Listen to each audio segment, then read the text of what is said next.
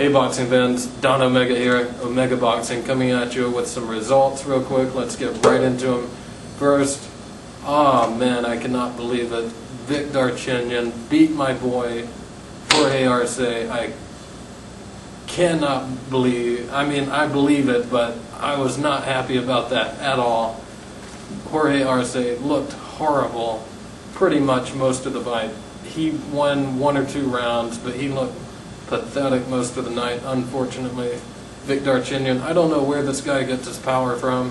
He's 115, 118 pounds in that, weight range. Where do these guys get their power from?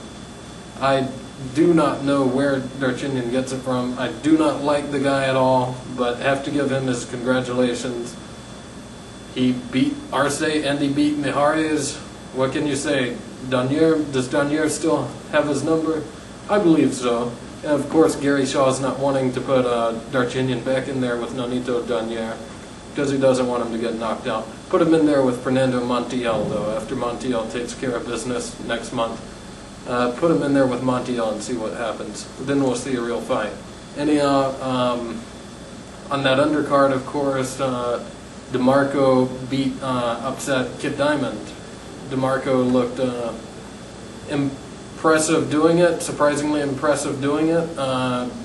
This was his first really big step up, and yeah, Kid Diamond was overrated. It appears now from whenever he was first coming around, maybe a little overhyped, but still a good fighter, and DeMarco beat him pretty well, so look forward to seeing more of him. Let's see, it was Darchinyan, Kid Diamond Kid Diamond won maybe 2 rounds of his fight, I thought. DeMarco was able to stay outside pretty well and control the fight, and he just, on down the stretch, he was hitting Kid Diamond more and more, and he got him out of there. He got the corner to stop the fight between rounds, corner retirement, or Kid Diamond quit or whatever. But anyhow, good to see that. We'll see what DeMarco does. I don't know. We'll have to see. Anyhow, also other fights, just getting other fights out of the way. Mack he fought Chris Henry and beat him. I thought it was wider than a split decision. They added a split decision. I actually had it like 8 rounds to 4 in favor of Mack. I was not too surprised at the result. Chris Henry is pretty raw, big brawler type.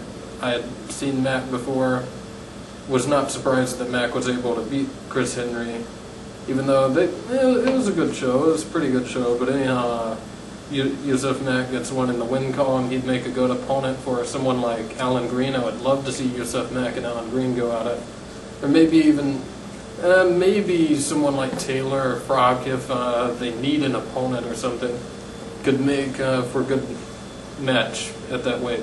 How about Andre Ward or Andre Darrell? I'd love to see one of them take on Mack. I think they're ready to take a fight like Mack. That would be good. Also, Fernando Guerrero got a 8-round unanimous decision win against journeyman Rosada, and he didn't have any trouble with him, but he was a little over anxious for the knockout. Wasn't able to get it.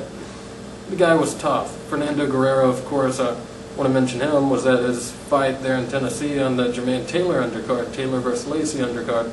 Also, Sean Porter was on that same card, and he was on this same card. He got a 4-round decision here.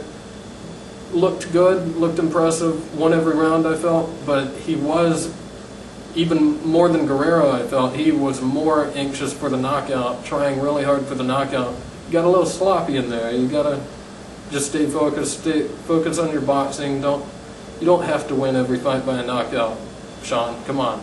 You don't have to do that. It's more impressive. Yeah, this guy that he was fighting, Corey Jones, tough guy, took a lot of punches. Took a lot of good punches from Sean Porter.